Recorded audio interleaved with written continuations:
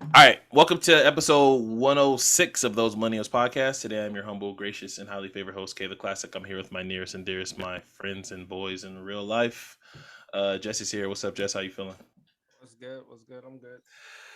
Rel's here. Rel, how you feeling today? Good. Episode 106, like 106 in Park. Let's do it. Yeah, definitely like 106 in Park. Thank you for those who's watching on YouTube. We appreciate you. Thank you. If you're listening to one of our streaming service that we're streaming on, we appreciate you as well. Thank you. First and foremost, I want to do shout outs at the top. So, editor, please add the applause.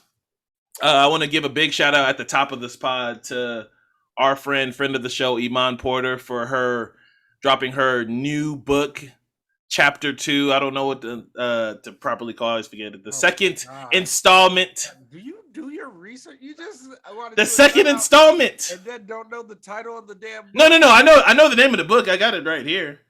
I know then, and I know now. Volume The second 2. installment. Volume Huh? 2. You can say The second installment Volume 2 of the story. We can't wait to have her on and go over book 2 is what she put. Okay. book 2. I'm sure that'll happen in the next coming month. Yeah, because our first conversation with her was really, really good, and I really enjoyed that pod. Also, big shout out to Justice Jackson, first Black woman Supreme Court. That's a huge shout out. You know, long overdue, but we're not gonna get into that. Nobody has anything else to add to that as well. Congratulations. You guys said it at the same time. That's so cute. All right, man. We put it off long enough. I'm currently watching them, but I have. They were finally put out of their misery. Was it Tuesday? Tuesday. The Los Angeles Lakers was finally put out of their the misery officially Tuesday. If I Got what you wanted. I'm not gonna lie. I've literally consumed everything except Skip Bayless. I've consumed everything as far as podcasts, articles, even now that I'm in the truck with training a driver. I even listen to talk radio now sometimes, and I listen to Colin Cowherd and who comes on before Colin Cowherd? What's the other ESPN guy's name? Jesse, you know his name. Dan Patrick. It's all everybody's been talking about. I myself, we all, like I said, we all knew this was coming for the most part, and I kind of don't even. I know, you you already have the face. Tell me what you just told me before the pod, man. I know you wanted to kind of get your shit off and talk about what you told me about LeBron, and go ahead, man. I just said, like, after all these years, LeBron, after everything we've been through together, there's a lot, like, Bron's calculated as fuck. So the shop come out, him talking about Steph Curry. But I'm just saying, overall, this season's been a disappointment. It's been a fucking utter disaster. Do you agree with Zach Lowe saying this is the most disappointing team in NBA history? Oh, he said in sports history. He said sports history. No, I mean, because there was the Eagles team that called themselves a super team. This was just good on I paper. don't even compare. I would say they are worse than they are worse than that team. I don't know. It's just because they called themselves. But you remember when they signed like Nnamdi Asomugha and they were like, and Vince Young deemed them a super team, and Deshaun Jackson. Yeah, you had your backup quarterback deeming you a super team. That is facts. That not the best player in the world for the past 20 years on a team that had way more expectations, not even getting close to the playoffs. That's huge difference. Yeah, when he said it, I immediately thought to myself, I was like, I would have to do research on it. I don't know. Because his argument was that the Lakers, what they said were, the ones that made to the finals, the Karl Malone one was one of the most disappointed teams. But I think they made it to the finals. But they made it to the finals. Also, too, I think people got to realize that just because you sign a big name, where they at in their career, you also got to look at that. You know what I'm saying? This ain't Russell year 5 coming to the Lakers. This is Russell year. How many? I don't know, 12. I don't been a year, league 12 years. My thing is, it's not a huge disappointment if people didn't really expect much from this team. I never, not a lot everybody, of Jesse, everybody. And Vegas picked him to win the championship. Jesse, Vegas picked him to be in the It was finals. Brooklyn Lakers championship. They picked him at 50, like 54. I think their over and under was like 54, 55. Hold on. We're way under 20 games under. No, I'm not saying that they weren't expected to win a lot of games. I'm saying, did anybody really say like, all right, this is a good team, they'll be in it at the end? But a lot of people, I think. And it wasn't just Lakers Twitter. I'm saying then you'll have your best three players not even play up to 27. They played 27 games together? Like, when you sit there and say they're the most disappointing team, like, I hate that because it takes so much out of consideration when you say that. Yeah. 27 games together. Yes. Were they just a bad team on paper or on the court? Yeah, they were just a bad team. They're a bad, amalgamation of players. But to sit there and say it's the worst, like, I mean, when you go back and look at it, nobody's going to sit there and see how many games who so-and-so missed. But I guess if you just look at it on paper, yeah, they're most likely the most disappointing team, but I'm pretty sure that's just hyperbolic, not really going through history and everything. But let me get this off with, and I'll let you. But I would just say, as far as this Lakers season, I mean, as a Laker fan who I stopped watching about a week ago. No, that Pelicans loss, that was it. That was officially it for me. Once we were officially eliminated from playoff contention, I was done. But I would say this. A month ago. As somebody who's everything that I'm hearing, I don't like, but I'm like, this is what we fucking have to do, bro, LeBron, to appease your ass to come here. So you better get right, and we better figure some shit out this offseason, because LeBron, you came out and tweeted that shit, keep that same energy. But don't get me wrong, LeBron, you already knew AD wasn't going, like, history has shown us. Hey, what is LeBron supposed to say?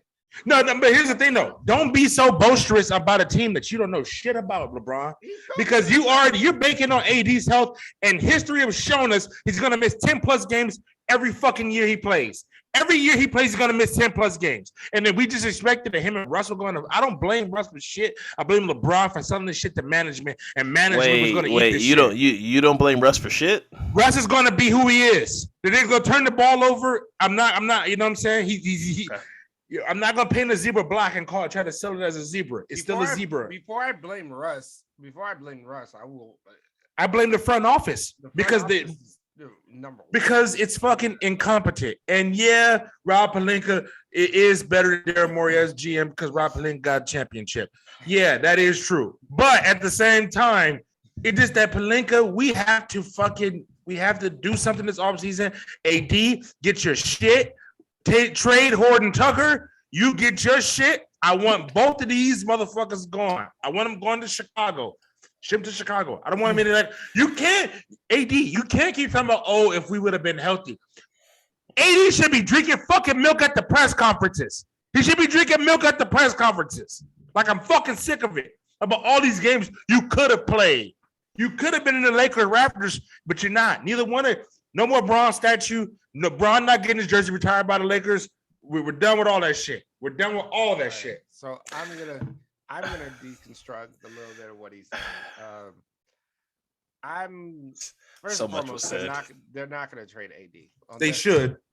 Unless they get something that's unbelievable. Like, okay, Jesse, let me propose this deal to you. No. We're jumping around. We're jumping around. We'll get to trades. I promise we'll get to trades. I got trades too. We'll get to trades. Hold on. All right. So this is a multifaceted. Yeah, let me. This is multifaceted. There's so many. This is like when Shrek was talking about. There's ogres have layers. There's so many layers that like onions. There's so many layers to this. Last thing, like I told you before I go, is that last thing I want to see next Monday is that we relieve Frank Vogel and Rob Pelinka. That's where I was gonna get to. So more than likely, they've already talked about relieving Frank of his duties, and I want to ask you guys. There's already rumor mills of said coaches. No, Now, I don't like. Let me, Jesse, I'm gonna let you go, but I want to say these names and tell me if any of these names entice you. Obviously, the one that everybody, the one that's been talked about the most is Doc Rivers. No. I don't want that. No, I'm cool. Doc's I'm not cool. coming. No, that's not the one. The other one I want is And then obviously the Utah head coach. That's what it was a queen. But Young Pat Riley from left field, they're talking about, there's rumors because this player, who's a current player, is respected by LeBron James. There's rumors of Rajon Rondo retiring and becoming a head coach to coach in Los Angeles. I can see that because Kid did the same thing without no transition. It's all about your assistants. It's not about your head coach. Jess, react. Okay, first. Well, we jumped off of what I wanted to talk about. No. Get that off though. Get that off. Well, I was gonna just say, like, you brought up like AD being injured, and like what else are they supposed to be saying? Like, I don't know what you do with this team, except just try to rebuild it in the sense of who you bring around it. You can't sit there and bargain bin these players, you know? You just can't do that. And we're going to get to roster construction. Don't worry about it. I just want to, you just cannot do that. And Jesse, I heard something. They didn't have to cut you off where it was on the Zach Lowe. I think it was Kevin Pelton who said it, where he was like, if you sign 7 minimum guys, at minimum 1, if you're lucky, 1 may hit. Not 2, because if your minimum roster, new roster. No, yeah. None of them had chemistry. None of these guys played together before, and you brought in an entirely new roster. And then on top of that, the guys you brought in that you were even thinking that were going to be key players, they didn't think Malik Monk was going to be a key player. No, we got Why? Lucky. Because I did. No, nobody's. I did. Nobody's talking about. I'm about to say I did. We got that on wax. But we all said Rel was talking about how much Wayne Ellington is going to help the Los Angeles Lakers, and I was like, nah, I think Malik Monk is going to be the dude. But we'll press on. Monk is going to be because he's a guard.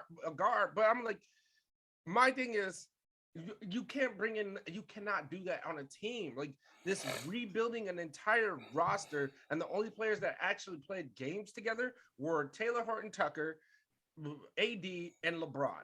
And who knows, those 3 together, how many minutes they actually played together.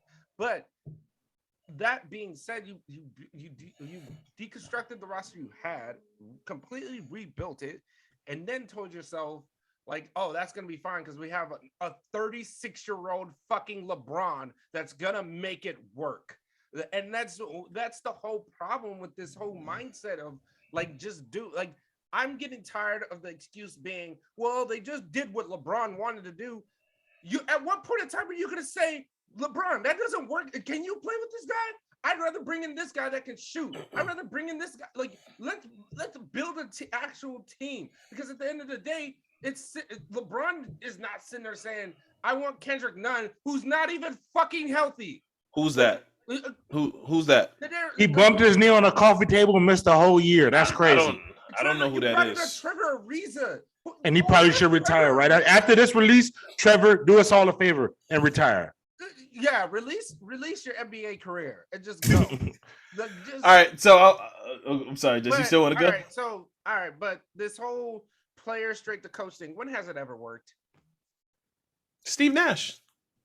Did Steve Nash win a championship? No, but here's the thing, though. Yeah, in basketball, it's like baseball. There don't need to be a fucking transition period. You have to more so have good assistants more so than anything. Mark Jackson did it. Steve Nash did it. Jason Kidd did it with literally no year. Like, he retired from the Knicks and then he went to coach the Nets. I'm saying retire and go straight to coaching. Jason Kidd did it. Jason Kidd wasn't. And Mark Jackson was retired for a while. Jason Kidd was probably the first one to do it. Jason Kidd had a good season, got traded to the Bucks, quit the Nets, and then he went to the Bucks. Bucks, But now he has one. But I would say this: he has become a better coach now because this is his third situation, and he got smoked out other two. But I would say this: if it's Rondo, if it's Rondo as the coach, it just lets me know we're only in this for 2 years. And it just lets it lets me know that because you're being real. If you're being real, like you're coming to be LeBron's coach. Like you can't. You're not coaching to anybody else. You need a name, so that's why the name Doc Rivers was floated out there. Yeah, because and also too, I was listening to a podcast. What was it? Knuckleheads podcast with Ty Lue. But he was like, I didn't take the fucking Lakers job because they were going to pick every assistant that I wanted to get. Frank Vogel was going to be on that staff, and we made him the head coach. Mm-hmm. So it just shows you that what's going on. And the Lakers are shortchanging him for a title for a coach that won a championship. That was that too. Who?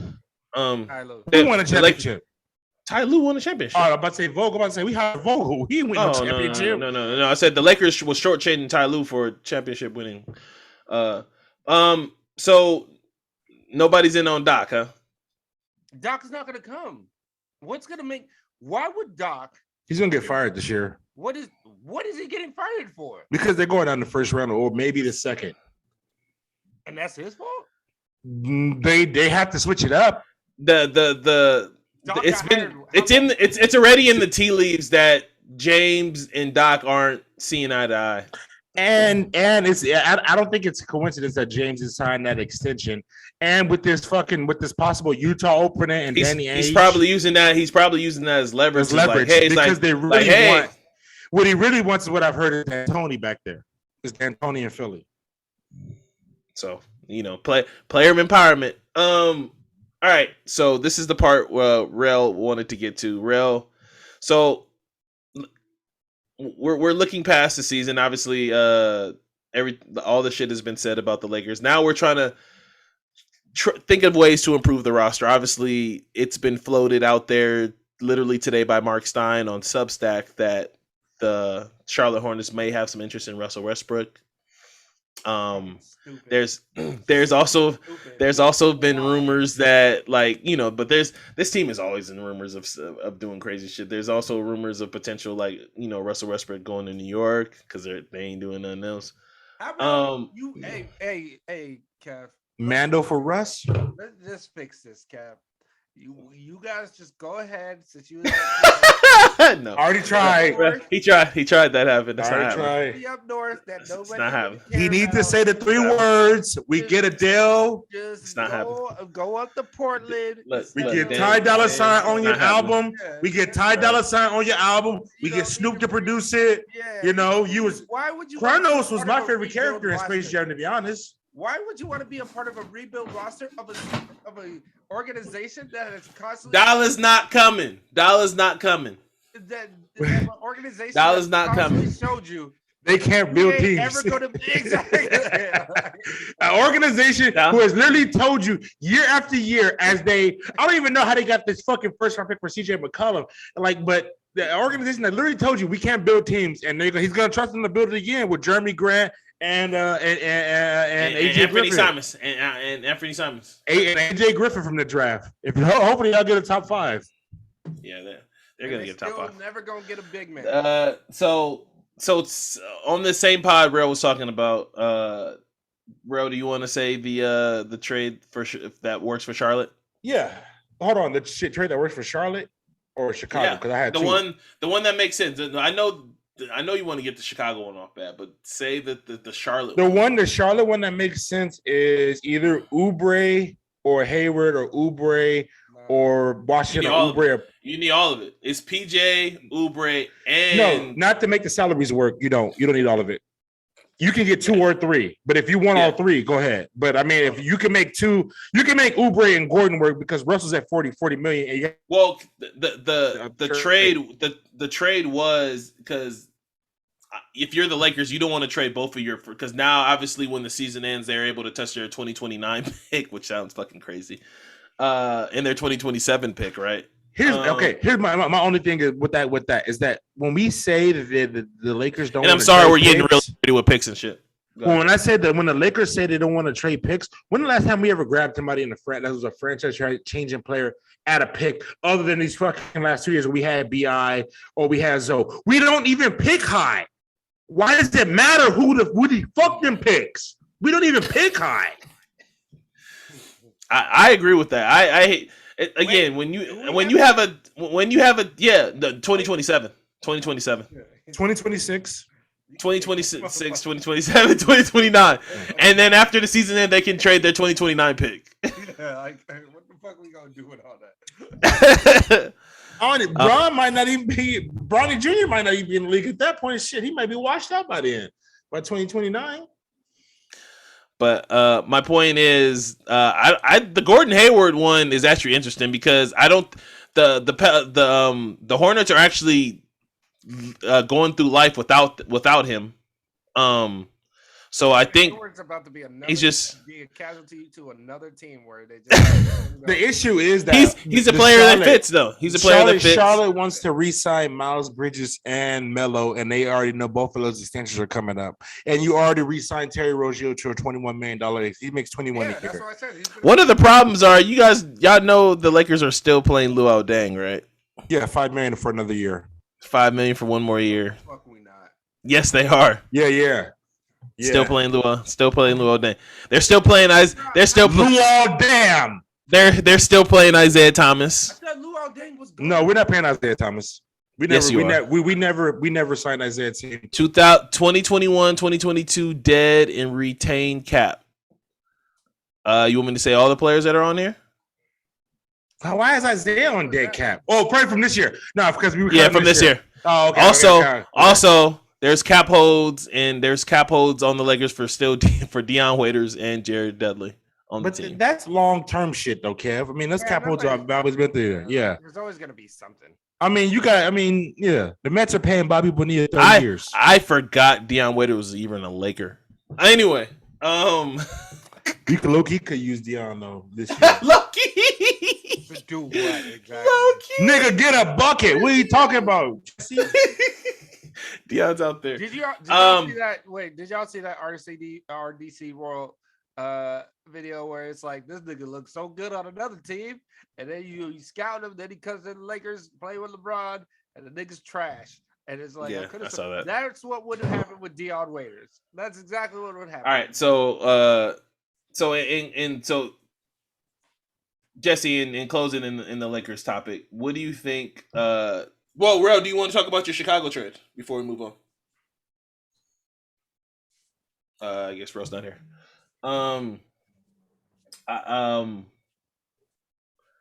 Jesse, what do you think the Lakers need to do? Where do they go from here? Where do they go? I truly have the Lakers. See, this is why it's bad because we are gonna do this whole. I don't know if y'all want to still do it. Rel still has the book out, but like picking the NBA awards and shit like that. Mm-hmm. I stopped. Oh yeah, let's do that real quick too. By the way, no, like I don't want to go into this deeper conversation because this has been a conversation on a lot of podcasts. Just the interest in sports altogether is like waning. Them podcasts in our podcast. No, I'm just saying it's waning, and I think I'm one of those people that it's like I'm so busy to try to keep up with sports and stuff, and when your favorite team is not doing well, or it's like that sense of, well, we'll just wait till the second half of the season. Well, AD's out for a little bit. When he comes back, we'll be fine. Things like that, it kind of just like takes you out of it. So that's why, have I been following the NBA and everything? Yes, but to say what the Lakers need to do, I have no fucking deal. I got one trade for you, Jesse. No idea. Yes, we need to get rid of Russell. I hate to say we need to get rid of him, but no, we have to. No, we need to get rid of Russell Westbrook. No. I'm saying the wording. Westbrook. No, don't be disrespectful. I'm saying I don't give a fuck. Fuck that. They called him tragic. They called Magic Johnson Tragic Johnson. We live in this pussy ass era where you can't criticize players because of what they say. They call Magic tragic. Can you put on your camera, please? No, I can't put it on right now. Hold on. You blowing trees. Just messed up the YouTube clip. And my thing is just like they call Magic Tragic fucking Johnson, and you want me not to call him Westbrook? He's Westbrook. Yeah, I don't give a fuck. Don't be. What the fuck the nigga gonna do? Anyways, Disrespectful. They called Magic Johnson Tragic Johnson. Why does that have to do with anything? Because we can't just sit here and because as fans, we have a right. Now the players are telling us how to be fans. That's fucked up. Fuck that. You're proving the point. You're saying they called Magic Johnson Tragic Johnson. Should they have? So you're gonna keep the opinion of somebody who Jesse doesn't. Hey Jesse, by the way of his logic, he's the reason why racist people are still racist, because somebody was once racist. We should still be racist. No, but that is the most stupid, asinine shit you said. Sports and racism has literally this fucking no. I'm saying based off your formula right there. No, but it's stupid with how you applied it to something else. Because what I'm saying is, as a fan, I have the right. I talk shit about Aaron Judge. I talk shit about Giancarlo Stanton. I talk shit about players all the time. You can talk shit. You can say whatever the fuck you want about somebody. There is a difference. Yeah, but when you're disrespectful, when you're disrespecting them, it's different. Who calls him Westbrook to his face? Nobody. Literally, his name is what he. Yeah, it's this name. Whatever you can want about me, you can say whatever you want about me. But say. You can talk about his game. But the thing is, let me make another society. Let me make another point. This is not the first time a player has said this. Remember, Chris Bosh went on First Take and checked Skip Bayless for calling him Chris Bosh. That is, they do not. You can. But see, here's the thing, though. But see, say what you want about my game. Don't make fun of my name. That is all I'm saying. Yeah, but Russ, I'm telling you, taking it more serious. Jesse's trash. You can say Jesse sucks. You can say Jesse. Yeah, you can say I'm a fan. If I'm a fan, I'm not insulting you if your name rhymes with what you do. I am not insulting you. If your name rhymes with what you do, nigga, I'm complimenting you on what the fuck you do. Where's the compliment? You play basketball, you make $41 million a year. That's the compliment. No, that's the compliment. You just try to say that he shouldn't make 40. No, I'm just saying, nigga, everything that comes along with this shit, you can't nitpick and take out. You can take out what the fuck you don't want to like. I'm supposed to just be okay with it. LeBron, you can't even know if something LeBron. They didn't fuck this LeBron mama so many times about Delonte West, talk shit about him. Do you even think LeBron even acknowledges this shit? He doesn't acknowledge it. Because LeBron is how you do it. They're gonna talk. I'm the king. Wait. You brought up one thing LeBron doesn't acknowledge. Right. You didn't bring up LeBron. All the other stuff he does. But like I said, the nigga's Westbrook, and he's gonna be Westbrook to me, and I'm gonna call a nigga Westbrook for the rest of my fucking life. I said to call somebody just turned into a little kid. Westbrook said, "Do not disrespect my name. You can say whatever you want about me, my name, which my children hold." I hear everything. I hear everything you said. Guess what, Russ? When you win the league or you do what you do, guess what? You Westbrook to me. That's what he's saying. He's not sitting. It's just too big. You can't. Not everybody can be a Destiny's Child.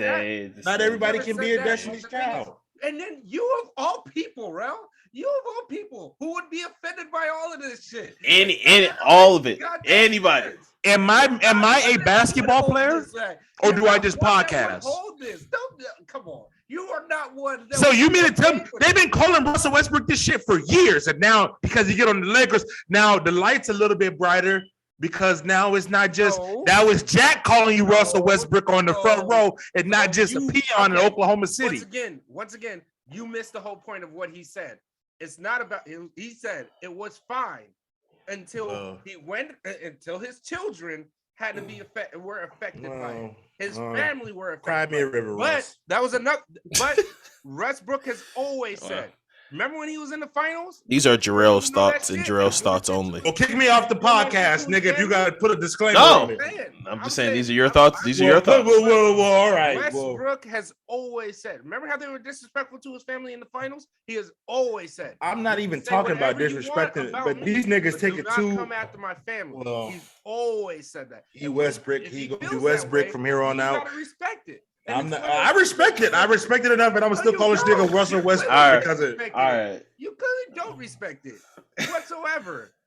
Like what? That don't make no fucking sense. All right, so real quick, so we can get to so we can get off sports and then get on to more pressing topics. Rel, do you want to get into all the All NBA selections for first top? Let's try to make this fast. So there's like 4 or 3 games for most teams. I'm sorry. Go ahead. Is all I got is the All NBA and the awards. I got the first team. I didn't do after first. Okay, go ahead. So I got obviously. I mean, you were able to. The biggest thing this year, you were able to put Joker and Embiid at power forward or center, which is huge. So I got Embiid and Joker front court. I got Giannis Antetokounmpo also up there. In the backcourt, I got Luka. Luka has to be, and the last spot. I had to go Ja. I had to go Ja for the year he had. I have to go Ja. MVP, I'm going, even though Joker's had a better year statistically, or not about well, Joel's had a better year statistically, scoring wise, and Joker's putting up these crazy numbers. I still think I'm giving it to Joel Embiid this year. Okay. Defensive player of the year, I got Mikal Bridges. Ooh, I got Mikal Bridges. I really like the he's the modern day the Tony Allen of our day, with offense. He's a name that nobody's talking about, but okay. 6 man, I got Tyler Hero. Coach of the year. Okay, no, I don't think he started enough games. Okay. Coach of the year, I have Ime Udoka, and wow, and that's it. What else am I missing? I got Monty, but I got Ime. They went to the finals last year. Ime turned this team around from December, but I got Ime Udoka and coach of the year for half a season. Yeah, I am. They're about to be top 10. yeah. But who's their coach? What's his name? Stevens. Who? The Suns. Monty Williams? Yeah, Monty Williams. I said Monty. He was a bad coach before he got to the Suns. I'm just saying. He was a bad coach before he got to the Suns. What does that have to do with right now? That argument has nothing to do with right now. They consider him one of the worst coaches. Just because you roll the ball well. It don't matter. His team roll the ball well. All right. His team has been consistently the best team of the season. And you want to give it to he should win a championship. He'll get the championship this year. It don't matter. We're talking about right now. You're just Ime Udoka to me is a better coach than Monty Williams. That has nothing to do with it. He's not a better coach because his team wasn't playing great the entire season. Monty Williams and they played well last year. And he won it last year. Mind you, what does that mean? you're making an argument for that argument against it for what? I don't have any real discrepancies with Rel. I mean, I have a little changes that I wouldn't have Bridges as defensive player of the year. I got Joel Embiid as MVP. His first team all NBA is pretty. I'm with Bill Simmons on this. Like every year, like they never put 2 centers on the same team and everybody was fine. So somebody's got to be first, somebody's got to be second. That's just what it is. So Joker, I'm sorry, great year, but you're probably going to be second in my book. Or if Joel Embiid is going to be MVP, then Joker will be first team All NBA. That's probably how I'll do it. It should be for both first team All NBA. No. You can put him as a forward, and here's the thing though. I think Jason Tatum. I think Jason Tatum's played well enough to be first team All NBA. But that's just me. But here's my last thing: is that we're in a now specifically a positionless basketball era. We play 4 guards with a center. We don't have a position anymore.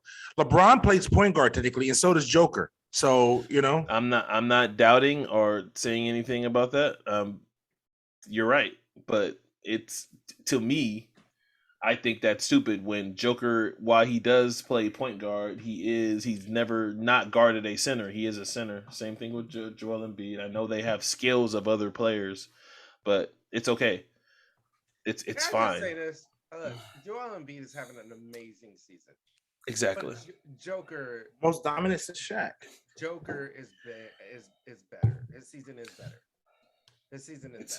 It's fine. All right. So we're done with sports. But they're gonna. And now. They don't want to do it. Hold on. Can I give one trade? Hold on. Sure. You're basically saying they don't want to do a back-to-back to Joker, right? Probably not. That's what it seems like. Okay, so who are you guys MVPs if you had a vote? Joker should be in the MVP. Kevin? I said Joel. Okay.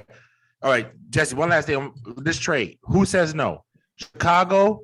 We take DeRozan, Patrick Williams. Chicago says no. Hold on. Listen to me. We take DeRozan because they haven't beaten these teams. I've watched a lot of Chicago basketball. They got too good. So we take DeRozan, we take Patrick Williams, and we take Lonzo. And you got to give us a pick. No. Hold on, listen to me. We'll give you AD and trade Horton Tucker. Oh, my bad. I want to disrespect the Horton Tucker family. Taylor Horton Tucker, but we prefer to trade Horton Tucker. I'm sorry. Who says no to that trade? So wait. Who says no to that trade? How do the Lakers get better from that? Because you get 29 points a game from DeMar DeRozan. Do we? We don't get anything from Anthony Davis. We don't get a jersey. We don't get anything. I just want bodies. I just want bodies to be in jerseys that play. I don't want to see 50 niggas on the sideline. We have more niggas in suits than in jerseys on the sideline. That's fucking insane. This is all I have to say. If I see Kendrick fucking Nunn on another Laker bench ever, I was just about to say that I'm watching the Laker game right now. Right, it's on right now. And I don't understand. Him sitting. He's wearing this ugly ass. Well, because he has a player option, and I'm not a newsbreaker, but guess what, guys? He's opted into that contract. He's gonna take that. I'll break the news. The fact that he's sitting on the bench next to LeBron and AD right now, and they're laughing it up, yucking it up, and it's like, nigga, you didn't play. Anyway, I have never seen Kendrick Nunn in a fucking yellow T-shirt, let alone a fucking jersey. Yeah. Like, what the fuck? Oh my god, I can't believe. Anyway, all right, so now we're done with sports. Now, obviously, everybody knows what happened at the Oscars. We obviously missed last week, so we can react to it. But we do want to react to the fallout that's been happening with Will, Jada, August Alsina's back. What fallout for Jada? Nothing happened for Jada.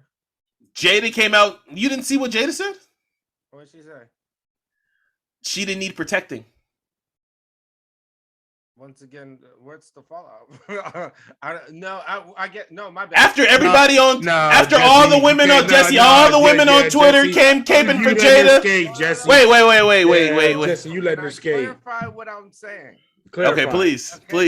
Because this is where y'all trying to do this deep. Because you making me agree with Kevin. That's cool. Like, hold on. You started with the fallout of Will.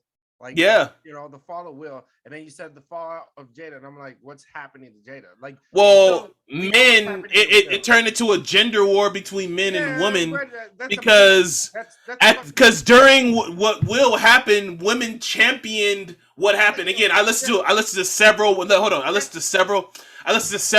podcasts that literally championed what Will did. As far as my man stands for me and he's supposed to do that. He takes up for me. That's what women did all week, Jesse. They did that all week. And then Jada comes out and basically says shits on everything that they've been fighting for the past week. Hold on. I didn't need protecting. Hold on. You guys are talking about opinion. We know what's happening to Will. Will's losing movies. That's what I'm saying. What is Jada? When you said the fallout of Jada, what is Jada losing? I'm not. He didn't say she was losing anything. He just said like that. He just said fallout. He did. My mind is. I just wanted to keep using the word fallout. I just kept on saying the fallout. That's why I'm like, we know what's happening to Will. Jada, nothing's happening to Jada. No, except opinion. Right. Social media talk. Everything is subjective. Yeah. So before Jesse cut me off with the word fallout, me using the word fallout for this. What a bum. Sorry. So Jesse already hit on it. It seems like Will's getting blackballed. Obviously, he already had to. I want to use the right word. He didn't get kicked out of the academy, but he had to resign. He had to respect. He had to respectfully resign, and they kicked him out the Can door. I get some off real quick? Please. Hey, Academy, fuck you. We wouldn't even. We barely was going in the first fucking place.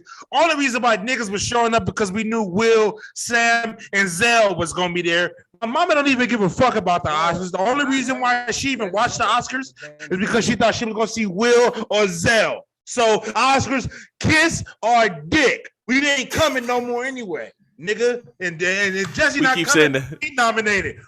Jess, you going? Jess, you going? We not going. We Jess, not going no more. Jesse, when you on, we going, and I'm there with you. Well, Jesse, I'm not going. So you can give my ticket to somebody else. I'm going with you, Jesse. Don't even worry about it. I'm not going. I appreciate y'all. I'll watch the movie though. You know what? So I watched the movie though. I'll go out there and I'll be like, I'm just like, Jess, I'm coming. Jess, we mobbing. I'll tell you who ain't gonna be there. I would say this. I like to thank my idols, Denzel Washington, Will Smith.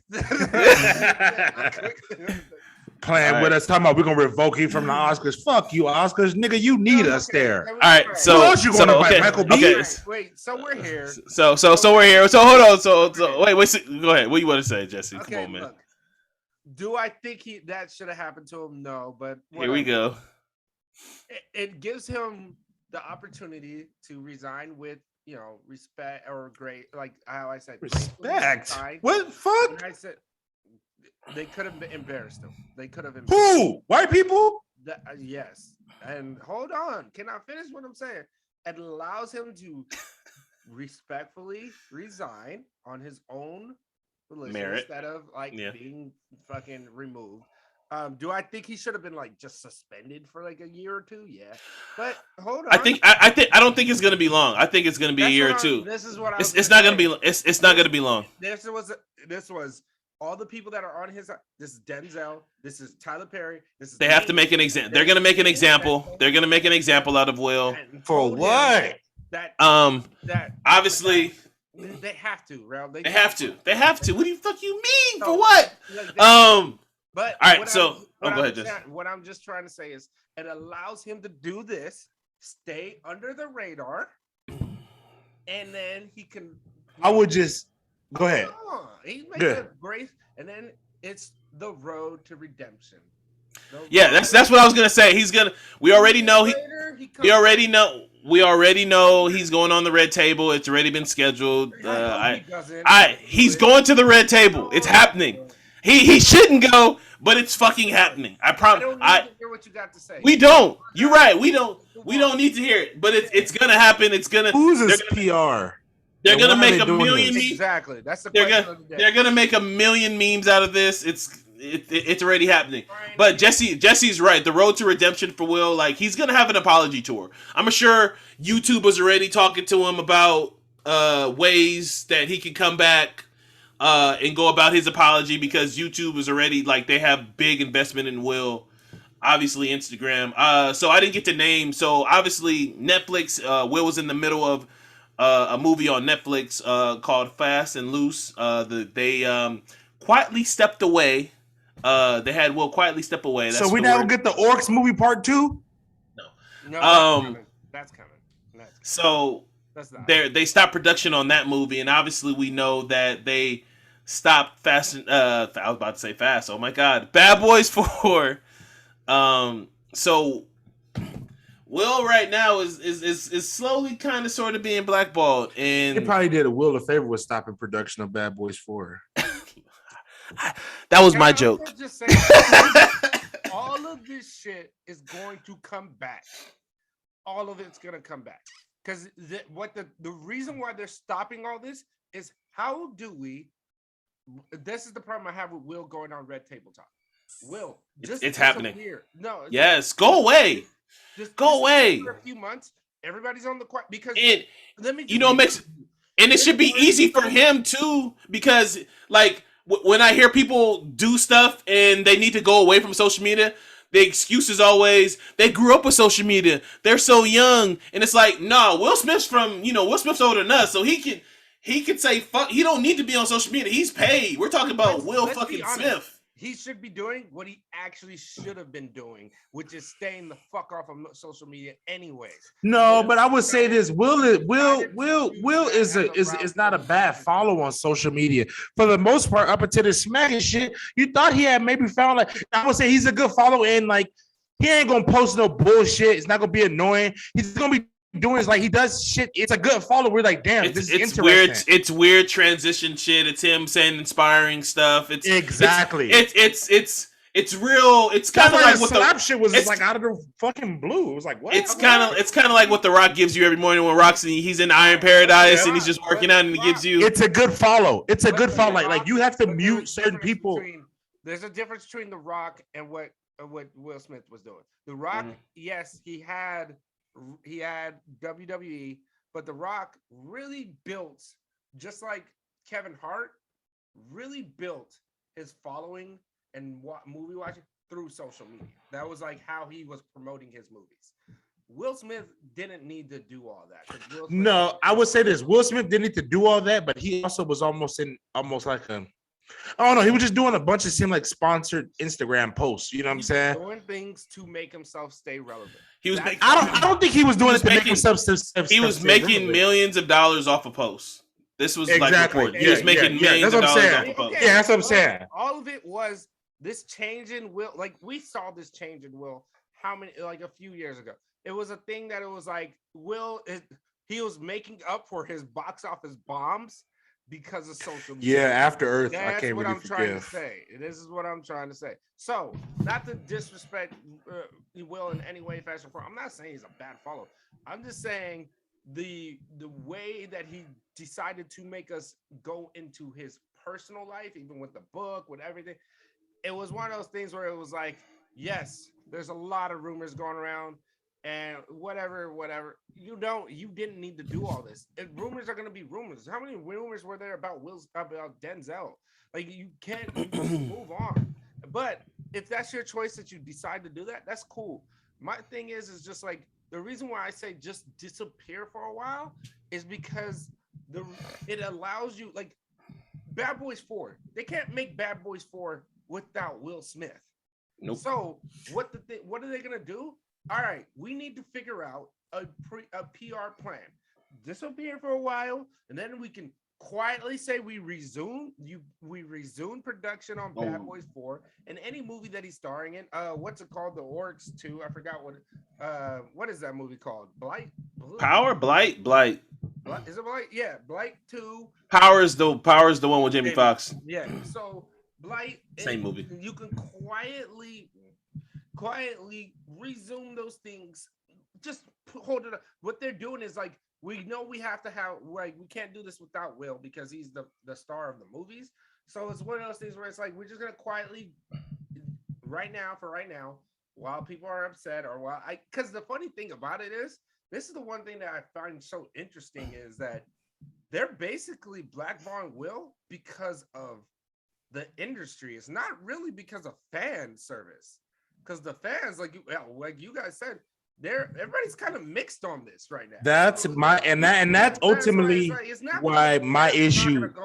Not gonna go watch Will. I think if anything, like that's people like here's the thing though. A Will movie, you put out iRobot or whatever, I Am Legend 2 tomorrow, I'm going to that motherfucker theater to see it. So here's the thing. The bullshit that Hollywood the Oscars want to do by blackballing Will Smith, which like we've now turned it from like we're like criticizing to defending to criticizing again because of how narrative fucking moves so much nowadays. It's just that the fact that I don't think that like Will's like this narrative, we didn't have to go to this. Yeah, you could have suspended for a year, but the whole thing is this whole save face when you're in fucking Hollywood, the epicenter of the Me Too movement, and I'm pretty sure that somebody's connected to something with all the shit that been coming out, and you ain't suspend and one of them niggas that had them allegations coming up for a year. Actual allegations against people, and you didn't suspend them for a year. But Will loses cool. Real. Nigga probably had too much. If you ask me, I think Will was loaded. I don't think Will was loaded. I don't think he was in his right frame of mind. Bro, I agree with you 100% that That's bullshit, Jesse. I don't like that they want to stand on a moral ground. And honestly, how about standing on the moral ground of rape? How about that? If there wasn't such a reaction by members of the Academy, by other actors, directors, and everything, I don't think they have These are the same niggas that work with what's his name? But hold on. Weinstein and shit. These motherfuckers be having friends with Weinstein. Here's my thing about all of that. You're not wrong. The reason why, yes, we can say that, but all of that, you didn't do it. Harvey Weinstein didn't rape anybody on the grandest stage of them all. You know what I'm saying? But here's the thing, though. If we're talking about what people do in the concept, like, yeah, he didn't do it on the stage. But you're saying what people do. But I'm just saying the slippery slope of suspending somebody from the Academy, acting like he's a bad reflection of your Academy. You also got half of you wouldn't even get half your views if it wasn't for Will right now. I agree. Everything will be dead. The Oscars, to be honest with you, Oscars, your show is dead. That shit is lame. Nobody gives a fuck. Can I also tell you this? Can I also say this? We're talking about, oh, you should have done something about this, that, and that, but you didn't. That's us making that argument like, oh, but you're not going to do something. We still have to stay on the argument of, yeah, you do something about Will. Anything that happens to Will is Will's fault. No, yeah, I'm in agreement with that. But I just hate that it does seem, I don't know if it's PR driven. I don't know who it's coming from, but overall, it just seems like, even if it is like, okay, I'll go away to come back. I just hope he comes back. I hope he gets over this shit, because I don't think this should be an end of career when people do some of this shit. So. Like I said, as somebody, I watch a lot of shit. I read a lot of Hollywood shit. I read a lot. Like Will Smith was the same dude who turned down Django because he said he didn't want to fucking have violence in his movies anymore. Like, trust me, I'm reading up on this shit. So I agree. So for them to do this suspension shit, but knowing what I know about who did what, or when they nominated Mad Max, prime example. This is a perfect example. And this is a podcast from Ryan Russillo podcast this week. Mad Max Fury Road won several fucking. It wasn't on the grand stage like Jesse said, but Mad Max Fury Road won several awards for Best Picture of the Year. There was a lot of shit. There's a whole book about what happened during that Mad Max, about how people were treating people. So let's just not point on what we like and dislike because we saw it. Let it just happen. We should just move past it. Will shouldn't be suspended. I should be getting break too, and the rest of the movies that I should come out with. I need Focus too. I want Focus too. But no, the fuck we don't. No, but what I'm trying to say is I need Focus too. The reason why I'm just like, I understand why something has to be done is because you did it in the you did it in the wrong place and time. But that being said, if he did it backstage, nothing happens to Will. Like, I agree. You know what I'm saying? It's all about place and time and place. So you have to do something because you gotta, and we're sitting there saying, hey, this is, all these, it's white people that run this. It's white people that run this. No, shit. Yeah. The Academy as a whole out of touch white people. So one of the things I wanted to touch on, because this is the things that wasn't touched on very much when the discussion was happening.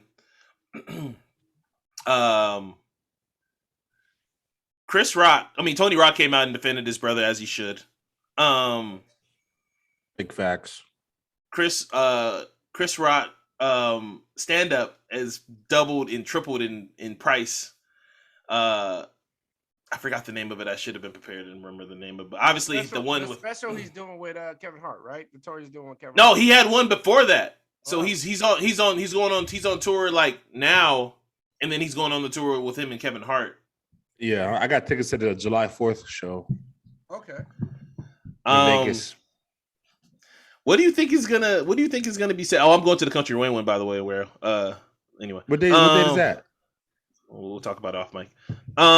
Anyway, but like nobody really talked about Chris and how he just sat up there and just took it and didn't say anything. That could have been a lot worse situation. Jesse, if you want to go, Jesse, because that's gonna lead me to what I got to talk about. I would go. Look, Good. No. look. I know everybody's commending Chris for like being professional, but you know that nigga cocked back the chamber. He cocked not the chamber, but he cocked. He at least thought about it. He cocked back the gun. He cocked it. And No, yeah. said, never mind. That New York came out for a limit. He cocked the gun, and then he took off the safety on the gun. Oh, he was going blast, but he stopped himself. So I don't know what to expect. I personally, he's a comedian, so I'm like, you got to incorporate it into your act, and you got to address it at least, and especially if Will Smith's gonna go on Red Table Talk and address it.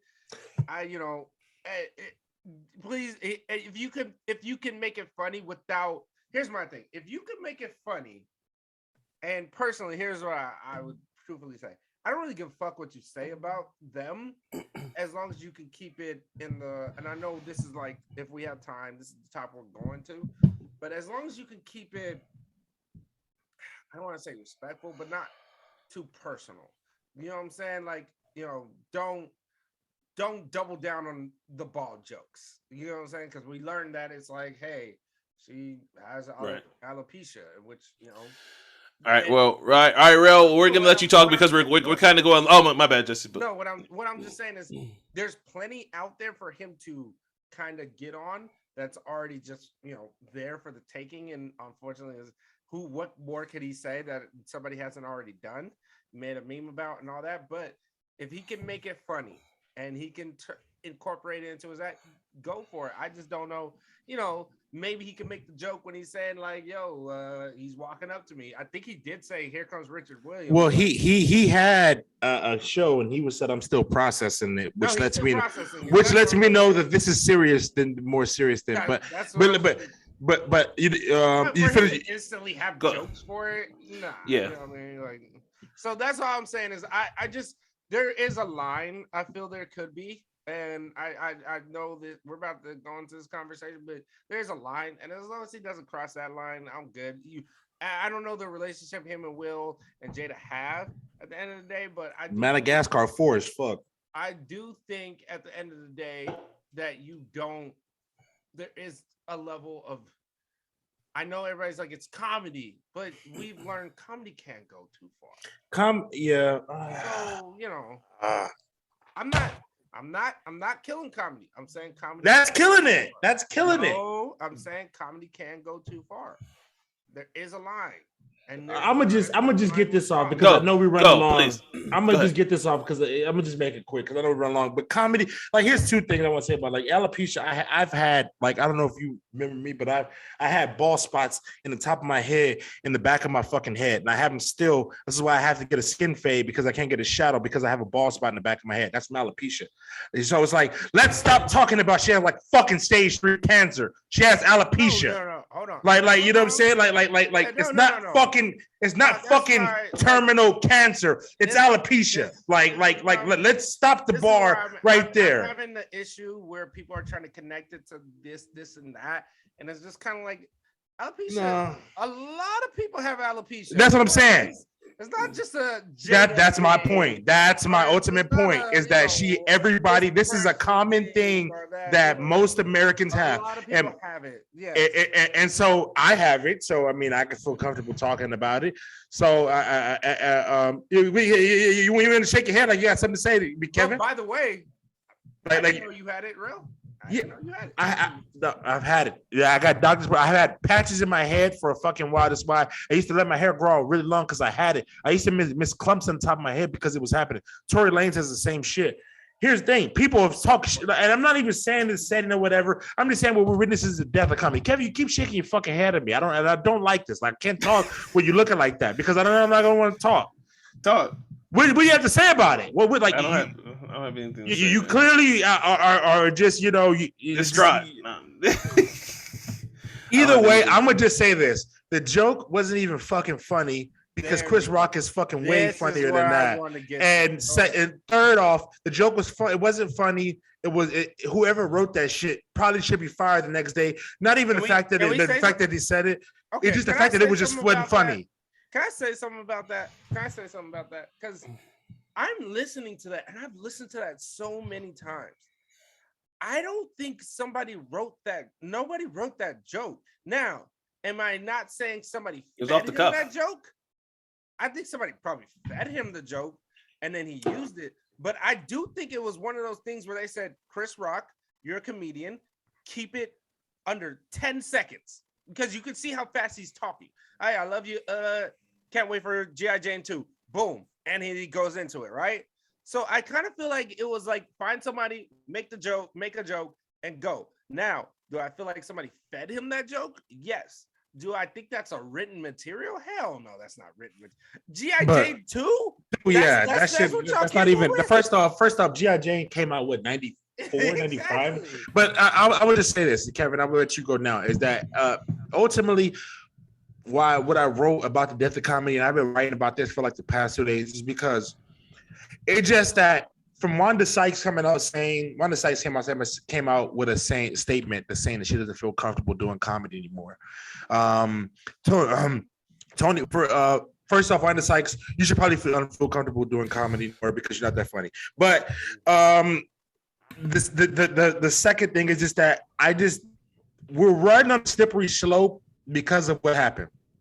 And I just feel like, and here's the thing though, and let me finish though. Let me get this off, because I just personally feel like the reason why everything is dying now is because we live in a reactionary thing. Who said what? The fact that I have to go to a comedy show and they lock up your phones down. They never used to do that. Now they go to a comedy show to lock up your phones to prevent what you would say. Why is that?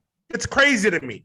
We're witnessing the death of comedy because of reactionary shit. Everything's reactionary. If it isn't reactionary on Twitter, it's reactionary physically, as we just seen. So it's comedy. Like, you know what I'm saying? Like the joke was in poor taste, yes. A million people could say that. But should he have done it? No. But should he have slapped him? No. He could smack him backstage. He could deal with a bunch of shit. Will Smith from Philly. I know that Will Smith got some niggas on payroll that could tighten up Chris Rock backstage. You mean tell me, you know what I'm saying? Will Smith from Philly. I know it's some niggas from Philly that could tighten up Chris Rock backstage if he really wanted to go about it. But all I'm saying is ultimately is that the death of comedy in an age where everybody posts their naked ass on social media and say and do what the fuck whatever. We live in a pussy society.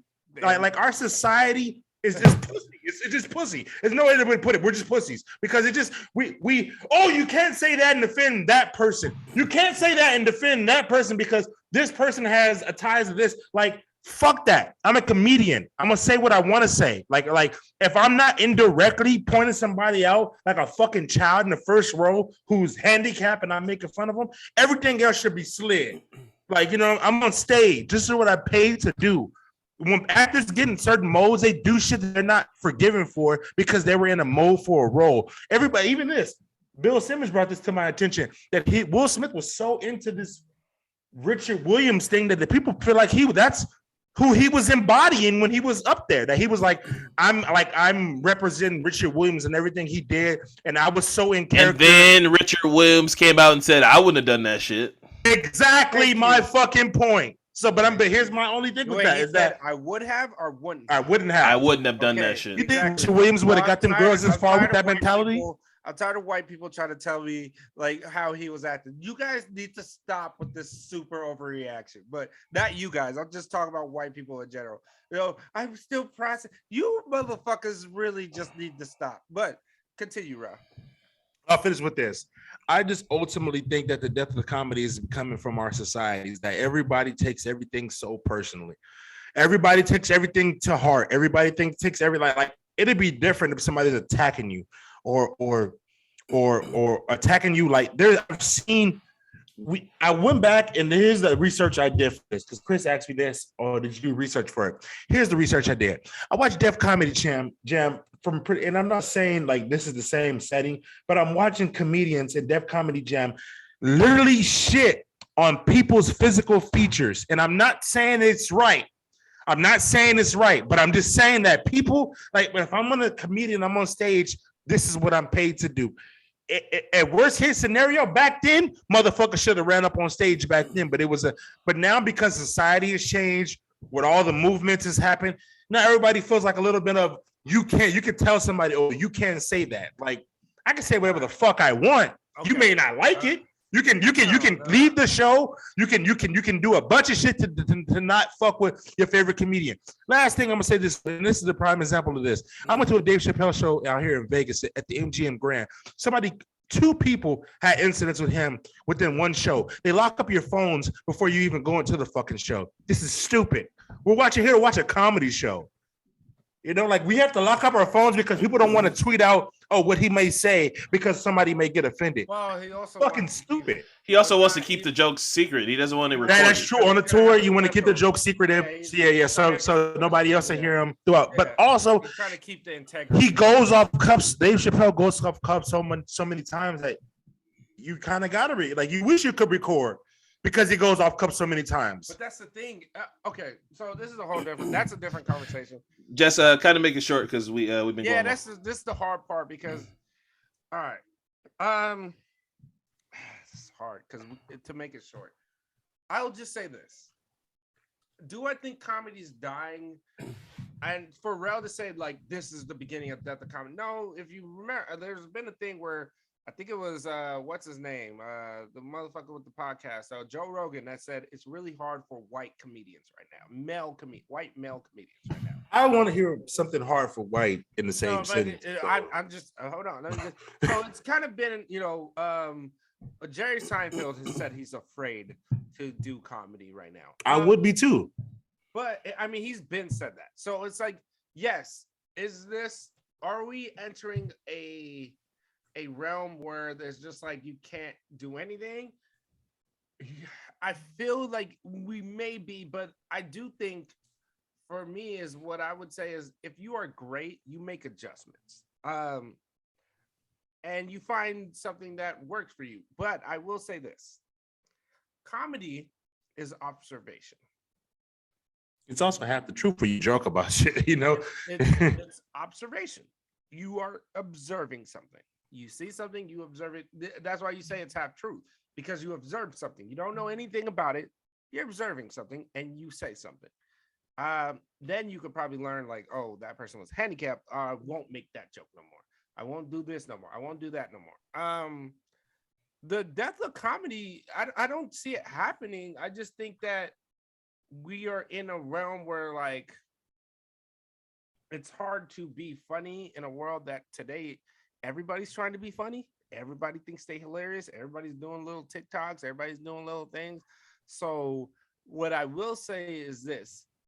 In anything you do, whether you're going to watch a movie, whether you're going to a comedy show, whether you're going to watch a dance or something, unless it ain't egregious, you are in a way signing a contract to see the content that's there. You are signing an agreement. You buying the ticket is an agreement that you are up for anything that happens. Now, does that mean you can't be offended? No, you can definitely be offended by anything that happens, especially if it's over the top. Like that's what I say. You can't go over the top. That's why I'm like, death of comedy is not like there is no real true death of comedy because people do. I just feel like it's just one of those things where I would say the issue truthfully is it really depends on the person. Like it's a pick and choose thing, just like how I choose not to listen to R. Kelly. Y'all are saying I can't, I'm not saying y'all listen to R. Kelly, but you guys are not on the level as me. Side note, full disclosure, now that you mentioned that, I went to a place that it was a concert recently, and they played R. Kelly, and niggas was looking around at each other. Yeah, they played a song like during the set, but not but it was a black moment where everybody was looking at each other like, what are we doing out here? But go ahead. It's a choice thing. So my thing is just this feeling. I feel like I'm more upset is like you want to do this outrage of it, and this is so wrong. And it's just like sometimes, hey, it missed the mark. It was not a good joke, or it's just like he missed the mark, and we just move on. And you don't have to laugh at every little thing. You don't have to be affected by every little thing. And that's here's the thing. More or less what simple shit. I learned this in elementary. Sticks and stones. That's All what right. I have an issue with. Now it's you do have to be affected at every little thing, and like, no, you don't. Oh, Kev, you ain't said shit about this though. Yeah. You ain't gave nothing about it. I need something, or I'm not getting off this pod. Where are you at on this? Because I know it's hard for you to utter the words criticism for Will Smith. What does that mean? What do I have to say about Will Smith? I'm just saying you won't criticize him. So how do you feel about it? Feel about what? This subject we're talking about, just that the comedy. The comedy? I will say this. We all can agree that Will Smith was definitely in the wrong in what he was doing that night, right? We can all agree upon that. What he did depends on who you ask. No, I'm talking about us. I was called a bitch because by somebody. I don't care what everybody else says. Us three. No, us three. Yeah, you can't put your hands on nobody. You can't put your hands on nobody. I don't give a fuck. I don't give a fuck. You can't put your hands on nobody. That to me, you could call it what you want, but that was Will Smith protecting Will Smith's ego versus I'm protecting my wife or doing this. This is one of those times where I wish like we had more time, but we've gone long. But Kevin, you ain't saying shit. And I asked you a question. Yeah. What is your take on that? The death of comedy, everything. I need something. You ain't give me nothing. I agree with you. It's a slippery slope. It's a slippery slope. It's all right. No, the fence you a liar. Go ahead. No, what I'm saying is it's a slippery slope. I will say this: if you're going to watch something, even in that situation, you are signing up for, hey, any comedian that stands up there can say something about me, whether it be Chris Rock or anything else. Does it mean that I'm going to be okay with it all? No. But does it mean to get up and I need to insult somebody? No. And my wife? No. You could literally tell Chris Rock as you were walking. You can do it in your speech. Everything he said before the slap, he could have did it from his chair and got the same reaction. If not, the world would have been on Will Smith's side. Had he just stood up and just said, "Keep my wife's name out your fucking mouth," the world would be on his side and instead of against him. So that's why I'm just like, can we all agree what he did was not? That wasn't player. That wasn't. I do got one question though, and this is it now in our culture? Do we think that's like a cool thing? Oh, he got up there and slapped the shit out of a nigga. I guess, but I'm not here to. I don't subscribe to that. Jada Box got to be out of this world. I'm telling you, Jada Box got to be out of. All right, there it is. There's my way out. All right, so thank you guys for listening. We appreciate you guys. If you're consuming this on YouTube, we love you. Thank you. Thank you. She let that nigga watch that night. Don't forget to like, favorite, and subscribe on all of our socials, including Apple Music, Reason, and Google Play. And we're those millennials. These are the jokes I had. We're those millennials, and we're out.